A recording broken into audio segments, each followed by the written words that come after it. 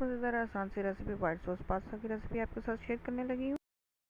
मेरी वीडियोस को लाइक करें, सब्सक्राइब करें और साथ ही बेल आइकन के बटन को प्रेस करें। सबसे पहले जी हमने अपनी पतीली के अंदर 2 चम्मच ऑयल डाल देनी है। जैसे ही हमारा ऑयल गर्म हो जाता है तो आपको मैं इसका नेक्स्ट स्टेप बताती हूँ कि क्या करना है। ये मैंने हाफ पैकेट पास्ता का लिया, इसको मैंने बॉयल होने के लिए रख दिया और इसके अंदर मैंने 2 ड्रॉप जो हैं ऑयल के डाल दिए हैं।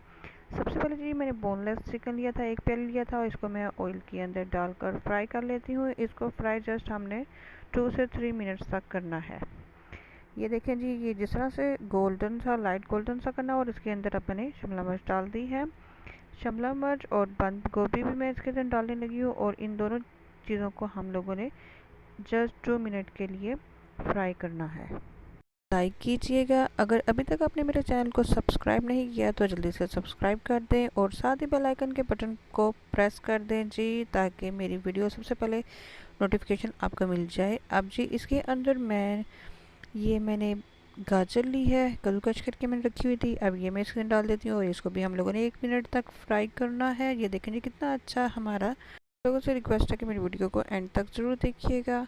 अब मैं इसके अंदर 2 चम्मच जो है वो मैं सोया सॉस डाल रही हूँ और 2 चम्मच ही मैं इसके अंदर चिली सॉस डालूँगी और इसको हम लोगों ने जस्ट कुछ सेकंड के लिए हम लोगों ने फ्राई कर लेना है। इसका फ्लेवर जो है बहुत मज़े का आता है, तो ये लाजमी इसके अंदर डालिएगा। अब जी इसको मैं एक अलग बर्तन में निकाल लेती हूँ और ये जी मैंने दोबारा से 2 चम्मच ऑयल ले लिया और ये 2 चम्मच ही इसके अंदर मैंने मैदा डाल लिया है। मैंने मैदे को हम लोगों ने जस्ट 2 मिनट के लिए रोस्ट करना है और ये देखें ये इस तरह से करके रोस्ट हो चुका है। अब इसके अंदर मैंने जो 2 कप है फ्रेश मिल्क लिया है और इसको जल्दी जल्दी से इसके अंदर चम्मच हिलाना है ताकि इसके अंदर लम्स ना बन जाए। अगर लम्स बन जाएंगे तो जो हमारा वाइट सॉस है वो अच्छा नहीं बनेगा। अब इसके अंदर 1 टीस्पून नमक डाल देती हूँ और 1 टीस्पून मैं इसके अंदर काली मिर्च डाल देती हूँ। आप लोग अपने टेस्ट के मुताबिक ले सकते हैं और इसको मैं इसके अंदर अच्छी तरह से मिक्स कर देती हूँ और फ्लेम को मैंने बंद कर दिया है।